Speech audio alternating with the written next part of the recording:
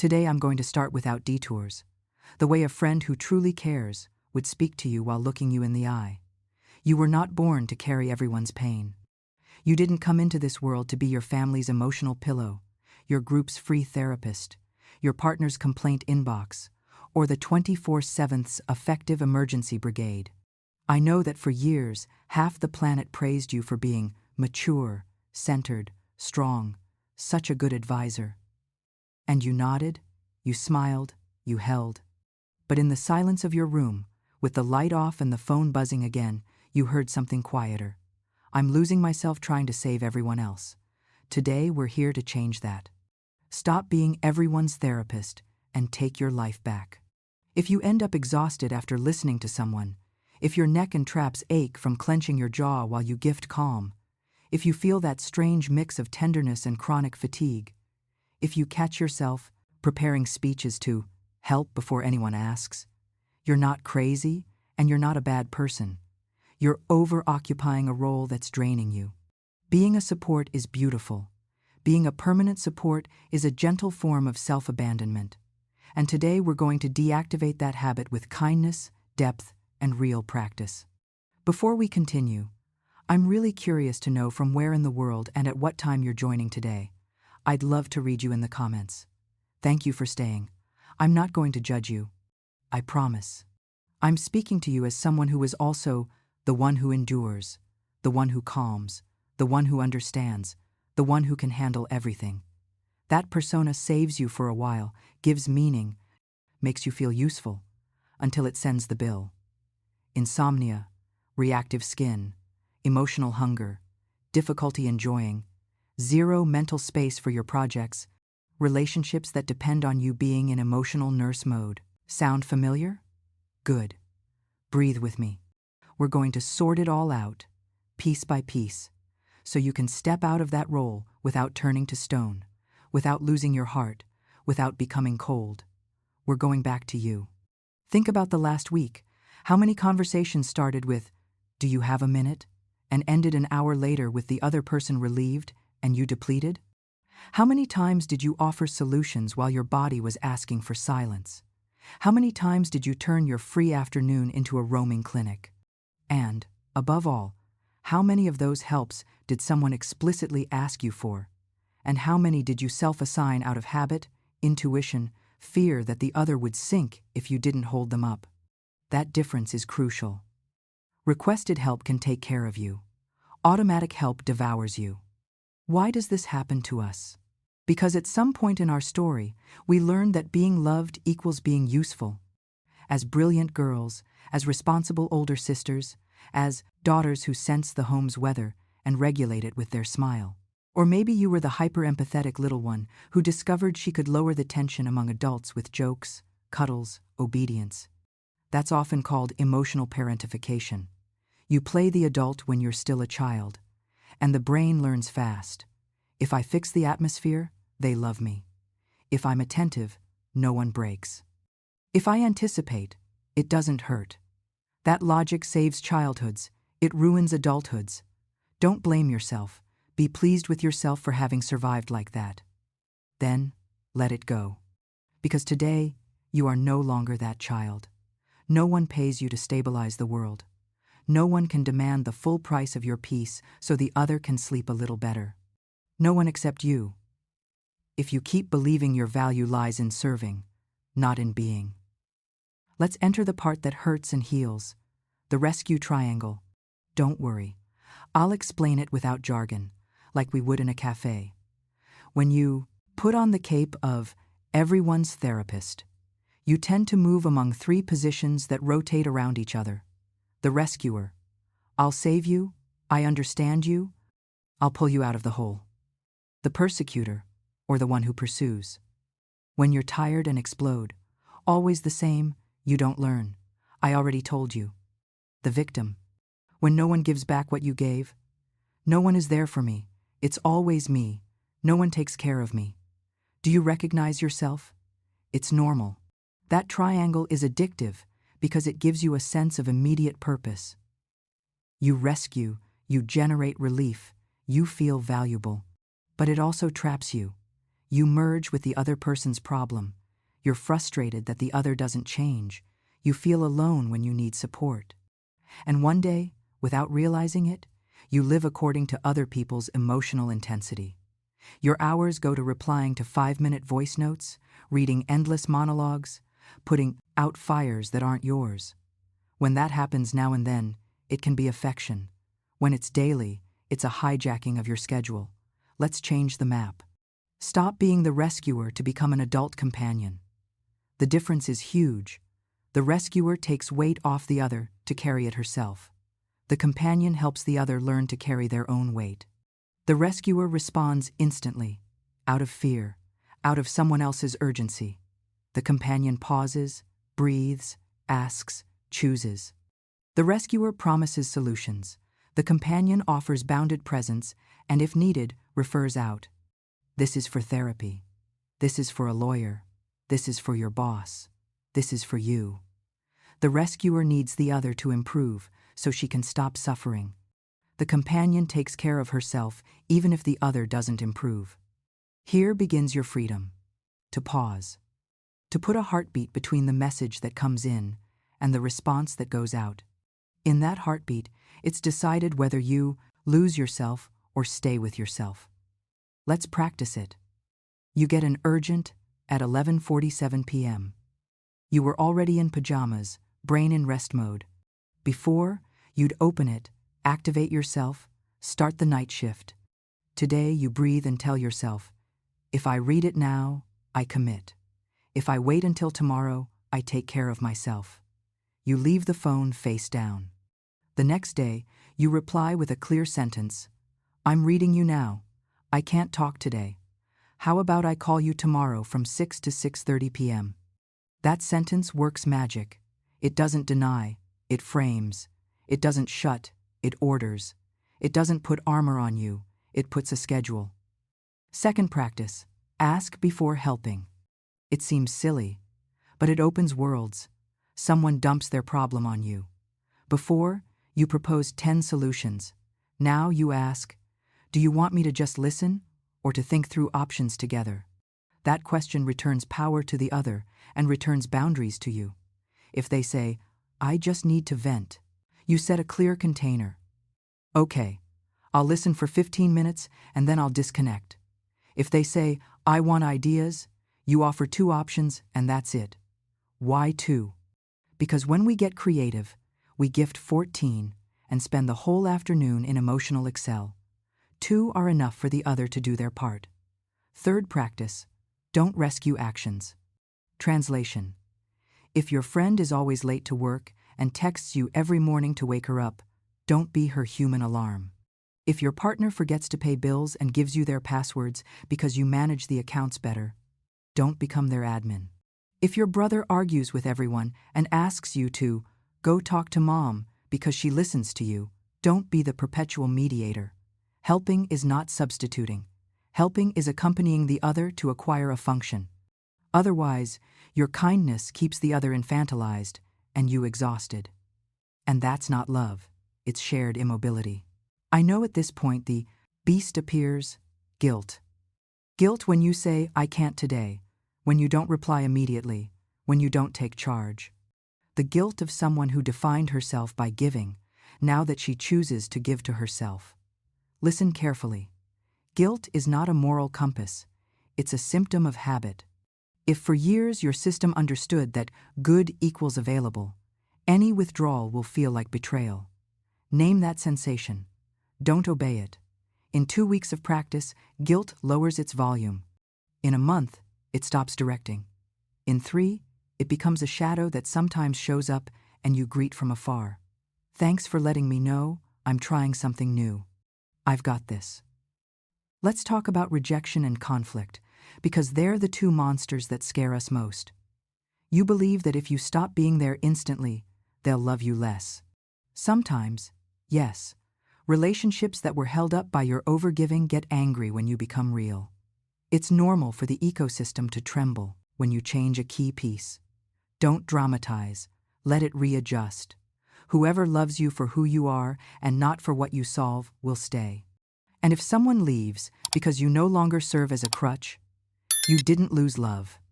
You gained a seat. Let's get into everyday cases, because that's where real changes are trained. Friend group. You're the one who picks up the pieces when there's drama. They call you to analyze messages, dissect intentions, forecast future arguments. They use you as an oracle. You used to love it. Now it weighs on you. Practical rehearsal. When the endless monologue shows up, reply with 3 questions that return responsibility. What do you need right now? What boundary would you like to set? What would be your next step if you trusted yourself? If you get another 5-minute voice note without answering any of them, cut cleanly and kindly. I love you and I hear you. When you have clarity on those 3, we'll continue. I'm disconnecting now. What you're doing there is moving the energy from the problem to the solution inside the other person. And you step out of the therapist role without ceasing to be a friend. Family. The minefield. Your mother calls to tell you for the umpteenth time the same conflict with your father, or with her job, or with her body. You end up carrying a sadness that isn't yours. Practical rehearsal. Shorten and refer out with love. Mom, I can listen for 10 minutes. Truly, 10. When your alarm goes off, Mom, I love you. What you're telling me hurts, and I understand you need support. I'm not the right person to help you solve it. Do you want me to help you book an appointment with X? Doctor? Psychologist? Lawyer? The first time will be hard. The second, less. By the third, your mother will have learned there is room for her pain, but not at the cost of your life. Partner, you're with someone who loves you, yes, but leans on you as if you were therapy on demand. You reach the sofa, and the day's list of anxieties falls on you. Before, you opened your arms without measure. Today you say, I want to be with you, and I also need a bit to empty out. How about we give ourselves 20 minutes in silence, and then talk for half an hour? You've set rhythm and structure. Then, magic question. Do you want me to just listen, or to think through options together? If they ask you to listen, listen. If they ask for options, maximum 2. If they ask for therapy, tell them tenderly. You deserve that space. I can't be it. That sentence seems small. It saves relationships. Work. If you're the emotionally available one at the office, you become the team's effective dumpster. Co-workers who complain, bosses who unload, clients who confuse a contract with a confessional. 2 tools, logbook and window. Logbook. Note how much time per week you spend listening to complaints. You'll be shocked. Window. Limit those conversations to slots after work, 15 minutes, only over coffee. And learn to close with exit lines. Thanks for sharing. I need to get back to X. I'm stopping here. I have this pending. It's not coldness, it's mental hygiene. Let's move to the internal, which is the terrain that matters most. Stopping being everyone's therapist requires learning to be your own without locking yourself in eternal session. What does that sound like? Not stuffing yourself with podcasts, books, workshops until your head explodes. It sounds like 3 simple habits that sustain a life. Sleep, move your body, be alone without a screen. Most everyone's therapists are terrified of emptiness. If there's a gap, someone will fill it. Train yourself to defend your silence. 15 minutes of walking without your phone. 5 minutes of breathing with your eyes closed on the sofa. 2 nights a week without series, just music or light reading. That silence returns your nervous system to you. And with your nervous system lower, you respond from choice, not urgency. I want to gift you an emotional budget. Yes, like a money budget, but for energy. Each morning, when you plan, assign 3 blocks. Block A, the non-negotiable, your food, your rest, your project. Block B, the important shared partner, kids, friends. Block C, the eventual favors, accompaniment, extras. The trap of everyone's therapist is to put C on top of A. Today we're flipping it. A first, always. B with intention. C if there's room, and always with a time. What does this look like in practice? I can listen to you today from 7:30 to 8 p.m. At 8:15, I have reading. Does that work for you? You hear yourself saying that, and maybe you sound selfish to yourself. You're not. You're an adult. Another tool that works, the traffic light. Green, I can and I want to, it's good for me. Yellow, I can, but I need to frame it so I don't lose myself. Red, I can't, it's not appropriate, or it harms me. When a request comes in, run it through the traffic light before answering. It takes a second. Your body knows. If your chest tightens, if you clench your teeth, if you see yourself sacrificing 3 of your own things, it's probably yellow or red. Name it. I won't make it today. Let's do it Tuesday. That's yours to handle. And when it's green, enjoy it. Accompanying from green doesn't exhaust, it nourishes. Let's talk about referring out. Referring out isn't washing your hands of it. It's caring for the quality of the help. If your friend needs therapy and you give it to her for free with wine on Thursdays, you both lose. She doesn't get treatment. You never rest. Saying, "This is for therapy," isn't letting go of her hand. It's placing it in a more prepared one. If someone doesn't want professional help, respect their choice and respect yours. Then, I can't accompany this topic. No one teaches us to say that sentence without fear. Rehearse it. The first time it comes out with a trembling voice. By the 5th, it comes out with peace. Let's go into forbidden territory. Pleasure. Because one hallmark of everyone's therapist is that she stopped playing. She doesn't know what she likes if she's not caring for someone. You ask her for her perfect plan, and she tells you the perfect plan for someone else. Taking your life back is reclaiming useless pleasure. Dancing alone, cooking something just for you, going to the cinema in the afternoon, learning ceramics, strumming an out-of-tune guitar, planting a mint that will die on you and replanting it. If right now you feel ridiculous reading this, that means you need it more than anyone. Pleasure deprograms you. It reminds you that you're alive beyond being useful. And spirituality, introspection, a vocation of service, beautiful when they're not used to avoid yourself. Many very good women have hidden their fear of setting boundaries behind big words. Compassion, mission, service. I understand you. But listen, compassion that excludes you is not compassion. It's an ego drenched in perfume. A mission that leaves you sick is not a mission. It's addiction to recognition. Service without return is a dry well. Pray, meditate, serve, after sleeping and eating. The other way around is spiritual violence against yourself. I want to pause for a moment on what happens when they ignore you. Not out of morbid curiosity, for information. Everyone's therapist gets used to people disappearing when she speaks, because they were only there when they needed to unload. It hurts. You feel used. And sometimes you become even more of a therapist, as if I give more, this time they'll stay. No. The rule is simple. Whoever only shows up to empty themselves and evaporates when you share is not a bond, it's consumption. The cure isn't to give better, it's to close the shop. Thank you for trusting me to vent. Right now, I'm not available for these topics. I wish you the best. Yes, you can say it with love. And yes, you'll feel a mix of relief and grief.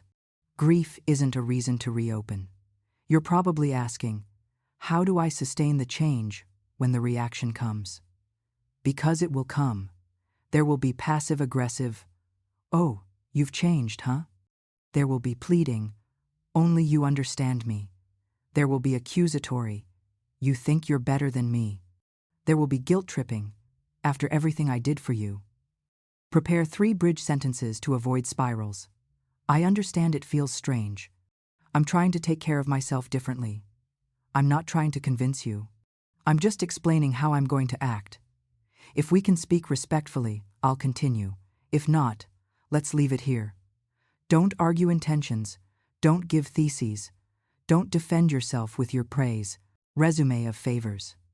Those sentences bring you back to the ground. Do you remember that friend you always called so strong? I want another word for you, sober. Not serious and gray sober, but with your feet in your center. Effective sobriety doesn't need noise to be loved, nor sacrifice to feel valuable. Sobriety knows how to come and go without losing itself. And when you're sober, something magical appears. Real intimacy. Why? Because you stop rescuing and start relating. You stop fixing and start being. Love can enter where there is no longer undercover therapy. Let's make a 30-day plan. It's not rigid, it's alive. It's to come back to you while you keep being good, but no longer at your own expense. Days 1-7.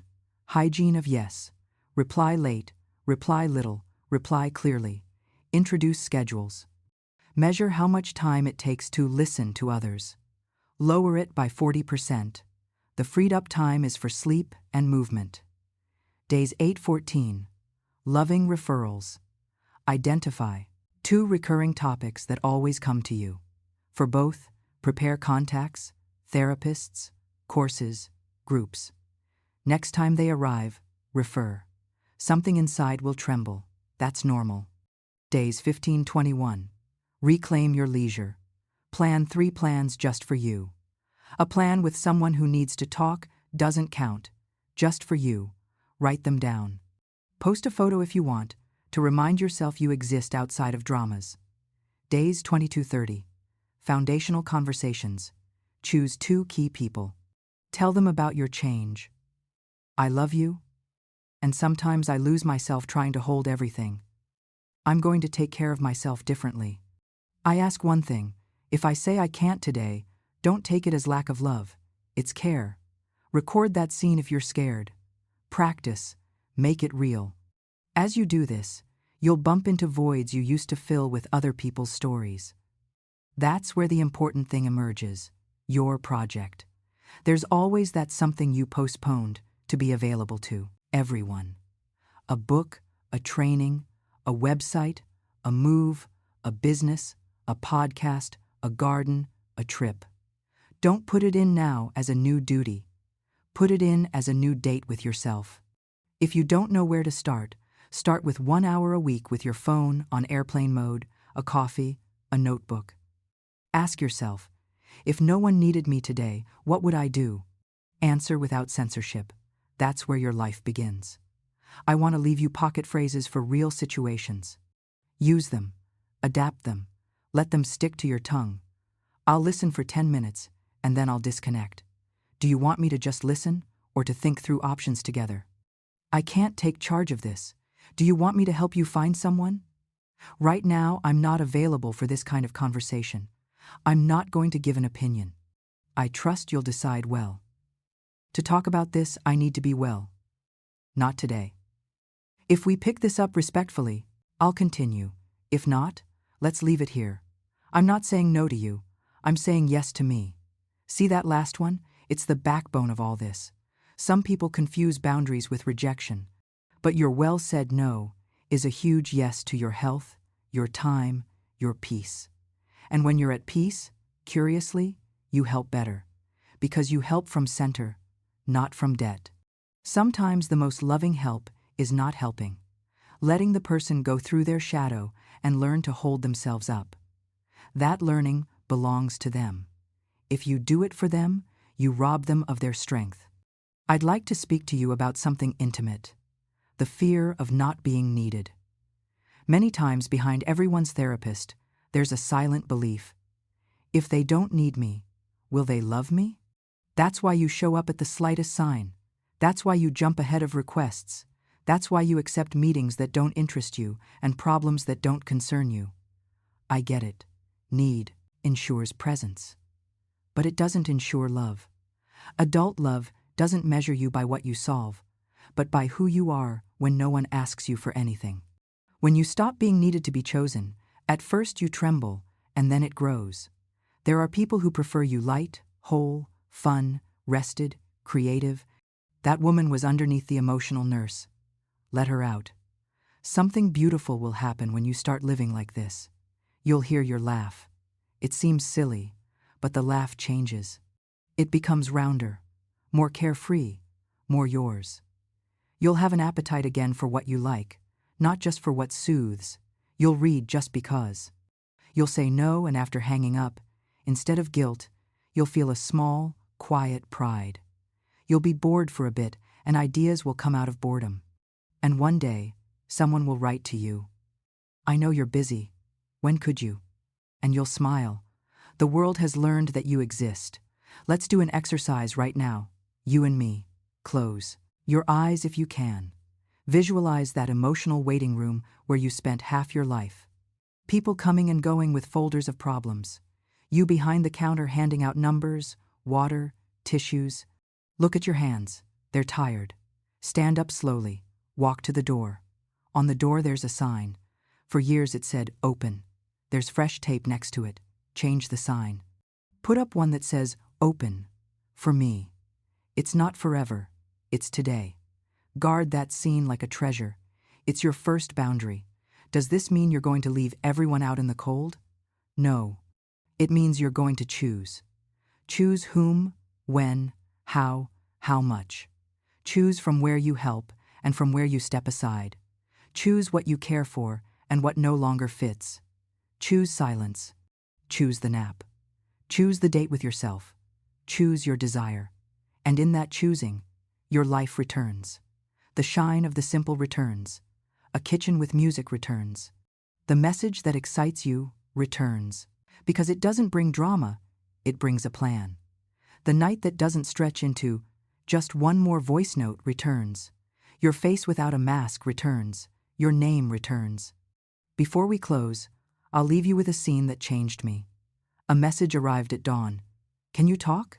I feel awful. I was wrecked with fatigue. In another era, I would have jumped. That night I wrote, not now.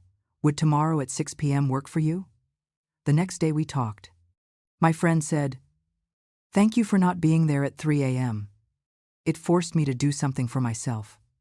I made tea, I breathed, and in the end I slept. See? Sometimes your timely absence teaches more than your constant presence. If you've made it this far, I'm hugging you. Truly. You've held a lot of life that wasn't yours. You did what you knew with the tools you had. Today you have new ones. You don't need to become another person. You need to become the one who was underneath. The one who laughs easily, who gets excited about her own things, who takes care of herself without apologizing. The one who helps when she can, not when she's dragged.